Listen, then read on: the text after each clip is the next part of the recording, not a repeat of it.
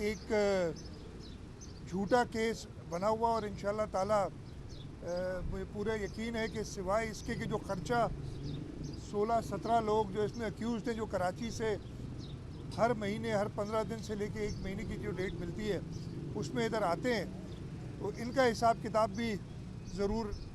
लिया जाएगा इनसे कि जो ख़र्चा अभी हो रहा है लोगों का। इस वक्त 7 से 8 हज़ार मेगावाट कैपेसिटी चल नहीं रही, इसलिए कि इन लोगों ने फ्यूल नहीं लिया, चाहे वो LNG हो चाहे RFO हो, ये फ्यूल नहीं ले सके। और इस वजह से प्राइम मिनिस्टर साहब कराची आए थे और हमने उन्हें पूरा डिटेल दी थी कि इस वक्त भी 10 से 12 घंटे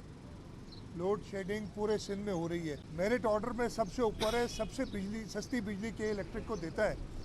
और डिस्पाइट के इन लोगों ने जितनी कोशिश की, वो पावर प्लांट अल्लाह ताला का शुक्र है कि हुकूमत सिंध का रिजॉल्व उसके पीछे रहा है, वो पावर प्लांट चलता रहा है। वो पावर प्लांट जिसकी वजह से सरकार को बाकी तो IPPs की वजह से इनको सर्कुलर डेट वगैरह का सामना करना पड़ता है, लेकिन इसके पैसे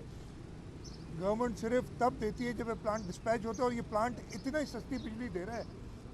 कि ये 100% डिस्पैच होता है, यानी हमेशा इससे बिजली के इलेक्ट्रिक लेती है।